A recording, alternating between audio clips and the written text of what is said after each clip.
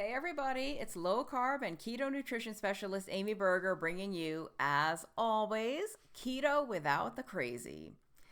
Today's topic is something that comes up fairly often in a private group that I help to admin, and that is regaining weight or having health issues recur because of your role as a caregiver.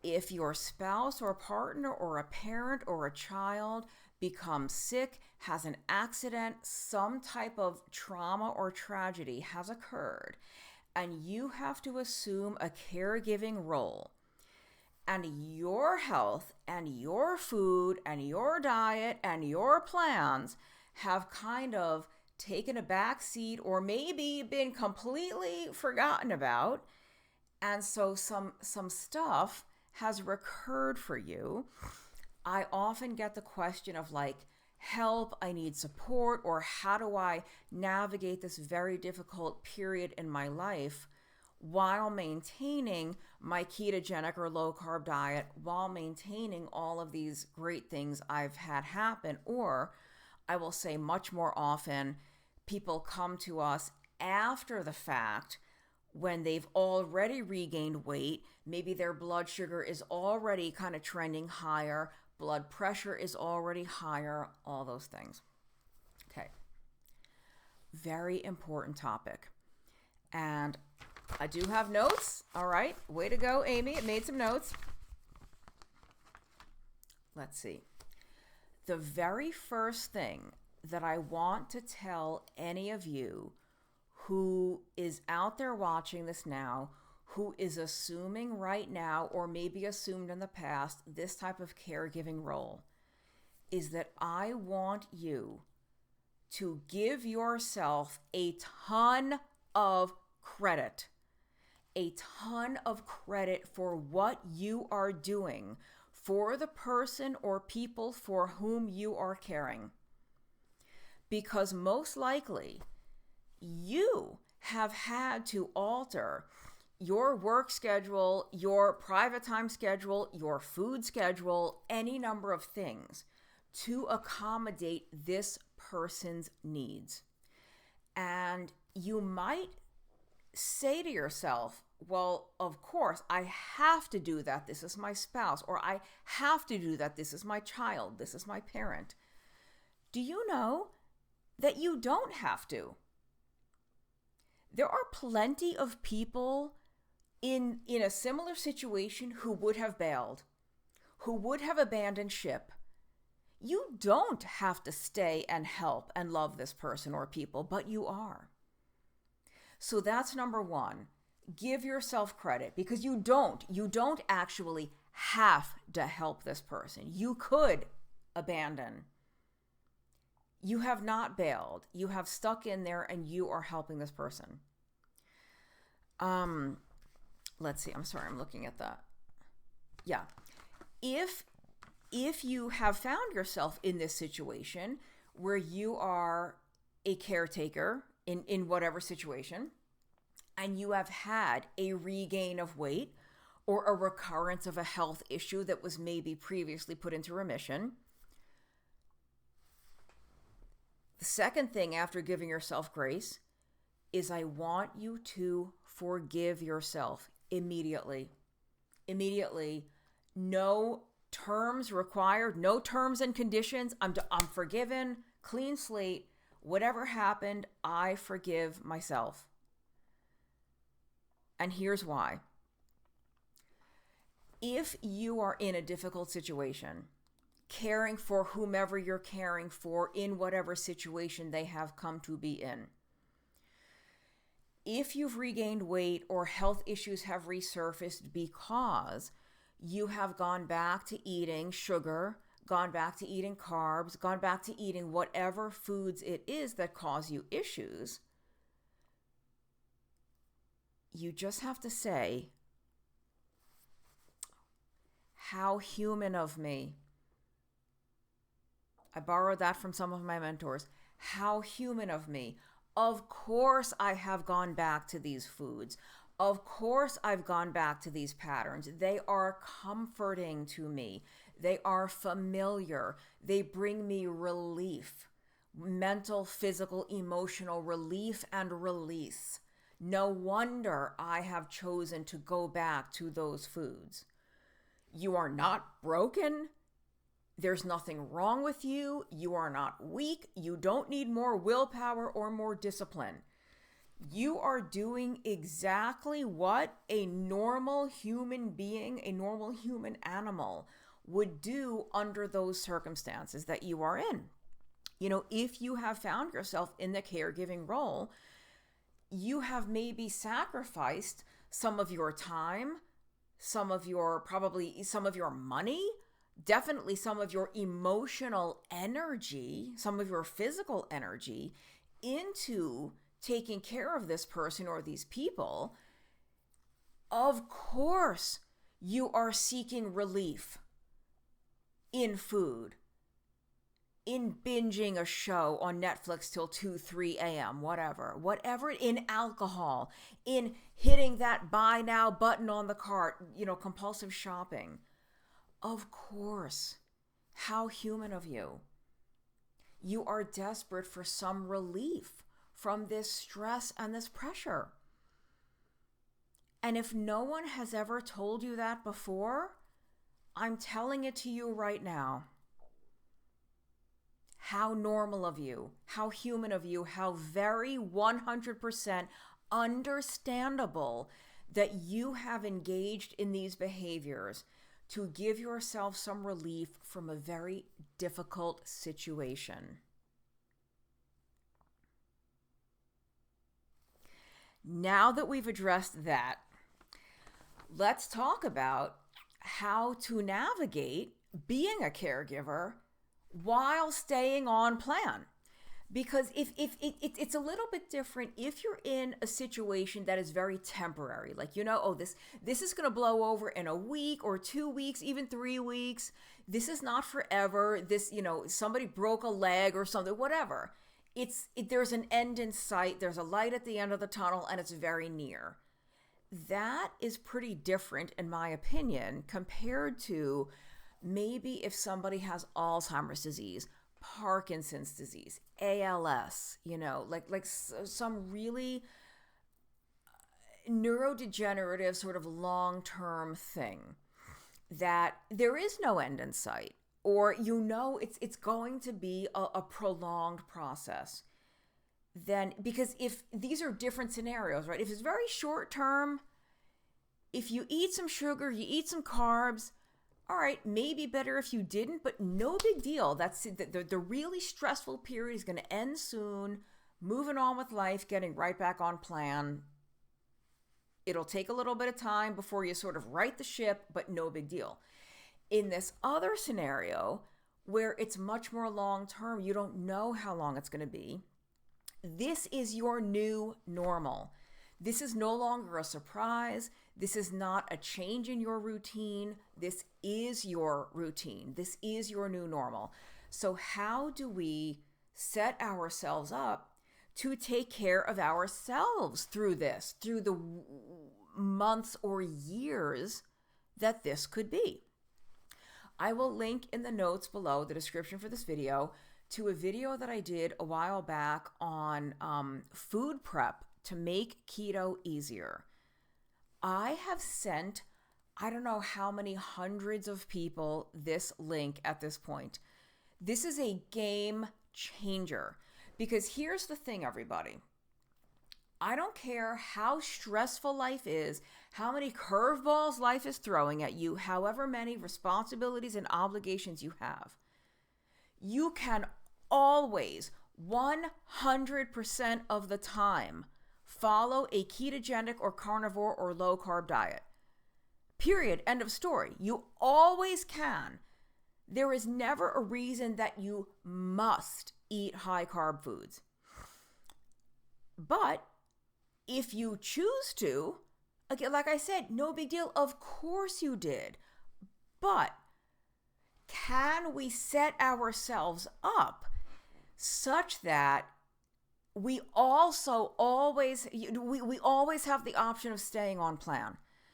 And the video that I mentioned, this video about food prep, walks you through very concrete, actionable steps to do what I call massive food prep. Like prepare a mountain of low carb foods and various different options, so that whether you're home or whether you are on your way out the door, you got to reach into the fridge and grab something and shove it into a Zip-Top bag and get in your car.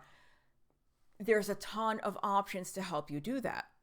So we want to set ourselves up so that there's always something available. There's always a suitable low carb, carnivore, whatever option is best for you. There's always something available anytime, day or night. Because if your situation is chaotic or unpredictable, well, then it's no longer chaotic and unpredictable because if the chaos and the lack of predictability is a regular occurrence, if you never know what the person's state is going to be for whom you're caring, or things are just always going to come up, well, guess what? Plan for it to be unpredictable. Plan for it to be chaotic. And that means having your own food available on hand all the time. And it's really not that hard. It doesn't have to be expensive. It doesn't have to be time consuming. So watch that video. I point down because I figure like you're scrolling for the links. Watch the video on food prep to make keto easier. Let's see. Yeah, take food with you everywhere. Food does not go bad or spoil anywhere near as quickly as we think it does. I think there's some people who think like if there's a piece of meat that hasn't been refrigerated for, 20 minutes, like you're going to die if you eat it. No. Now, with the caveat here that I am not a food safety expert professional, I've eaten some questionable stuff in my day and I'm still here to tell the tale. I just, or if you're concerned, get a cooler pack. How many, for dirt cheap, you can go online, and order one of those like insulated food bags or whatever. You can have for hot, for cold, for whatever, any temperature. At this day and age, there's really no excuse for like, there was nothing I could eat. Really? Really? Your only choice, the only choice available to you at all, was a bag of potato chips out of the hospital vending machine? No, that's a failure to plan. Because if you had watched my video on food prep, you could have grabbed a baggie of sausage links on your way to the emergency room. Okay, maybe that's a little bit much, but you know what I mean. We have to prepare, set ourselves up for success and plan ahead. Okay, like I said, if you know things are chaotic and unpredictable, it's no longer chaotic and unpredictable. That is the norm for you. Okay. Something else that's really important for caregivers to keep in mind, and yes, I am looking at my notes, is that you are no good to anyone else if you are falling apart. This is kind of an overdone cliche, but I'm sure you've all heard that analogy of what they tell you on an airplane. If the thing is going down, if there's a crisis, put your own mask on first. You can't help anyone else if you are passed out from lack of oxygen. So you put your own mask on first, then you tend to others. And it's kind of the same with caregiving, although maybe not quite the same. Taking care of yourself, even when you are caring for others, is not selfish. It is essential. It is essential because seeing to your own needs, especially your own physical and nutritional and emotional health needs, will make you that much better equipped to be a caregiver. How good of a support are you when your health is in shambles, when you're barely holding it together by a thread physically or emotionally? So again, caring for yourself isn't selfish, it is essential. If you really care about the people you are caring for, you will care for yourself too. Now, you don't have to care for yourself first or only, but caring for others doesn't mean that you are at the bottom of your priority list or not even on the list at all. You still have to be on the list somewhere. And maybe you don't want to make yourself the top. Maybe the people or person you're caring for has to be the top. Yeah, of course. Absolutely. But that doesn't mean that you are not on the list altogether. Let me consult my notes. Yeah, you know that other saying too, you can't pour from an empty cup. It's that same thing about put your mask on first. If you have nothing to give, how can you give? If you are depleted, if you are spent physically and emotionally. Right? You don't get any prizes for being a martyr, for sacrificing so much. You're not going to win any accolades for that. Caring for someone else and taking proper care of yourself do not have to be mutually exclusive. You can do both. And in fact, I think you must do both. You must care for yourself in order to provide the best care you can for this other person or these other people. Let me look through my notes real quick here. Okay. Yeah. So let me just sum up here. What are we coming up on 17 minutes here? You always have the option to stay on plan. You never have to eat high carb foods, right? Even if you are called to an emergency room at 3 a.m, God forbid. Do you have to eat from the vending machine? Could you just fast? Could you just not eat? All of us, even a skinny person, has plenty of body fat on themselves to sustain themselves for 5, 6, 20 hours, 40 hours. You might not feel the best, but you're not going to die if you don't grab that bag of Swedish fish from the hospital vending machine, right? So we always can stay on plan, but if you don't, if you do reach for those high carb foods, no big deal. Of course you did. You're under a ton of stress. Everything's really scary. Everything's unpredictable. Maybe you don't know what's going to happen on an hour-to-hour basis or a day-to-day basis. Of course you are seeking comfort. Of course you are seeking soothing. And sugar is a really convenient, quick, inexpensive way to get it. For some people, alcohol is that, convenient, quick way. For some people, it's whatever. Like I said, online shopping, whatever it may be. Scrolling, doom scrolling through social media. Kind of just let me zone out and just scroll and look at what other people are doing. There's no right and wrong. There's no good, bad. There's no better, best. There is only how we choose to navigate life.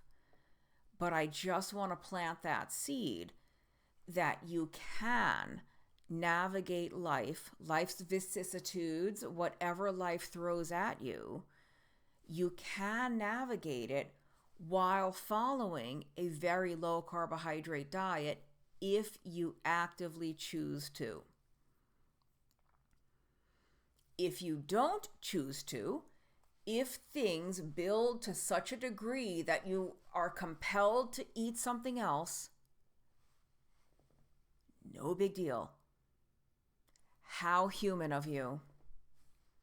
How human of us. And but again, I'll just reiterate, it is a little bit different whether you think it's a short-term situation and there's an end very close in sight. No big deal. You're going to get back on plan. versus, I don't know, this could be years. This could be a multi-year situation that I'm dealing with. Do you want to, be off plan for that long? So,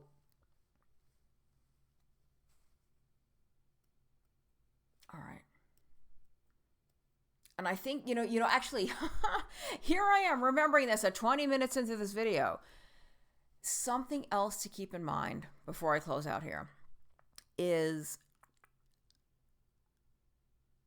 how can you get that soothing and that relaxation and that distraction without food, right? Or if alcohol is without alcohol, whatever the issue may be, because that's what we need, right? If you're a caregiver, if you're in a really difficult situation in life and you need that release, that relief, that relaxation, that numbing out, how can we accomplish that without high carb foods or without spending money and incurring more debt than we're already in? It could be anything. It's different for everybody. Could you call a friend? If you are blessed enough to have what we call that 4 a.m. friend, the friend that you could call at 4 a.m. and they will pick up and be like, what's wrong? Do you need me to come over? I'm getting in my car right now. I'm doing this like it's, like a joke, like it's 1985 or something. Hello. Like, I guess a phone is like this now. I don't know. Or even like this, people like on speakerphone. Hey, what's up? I hate that, by the way. Do you have that person? Or do you have, maybe for you, like I know I joked about the scrolling, maybe scrolling is a better option for you than eating 4 donuts. There's no right or wrong, but like, what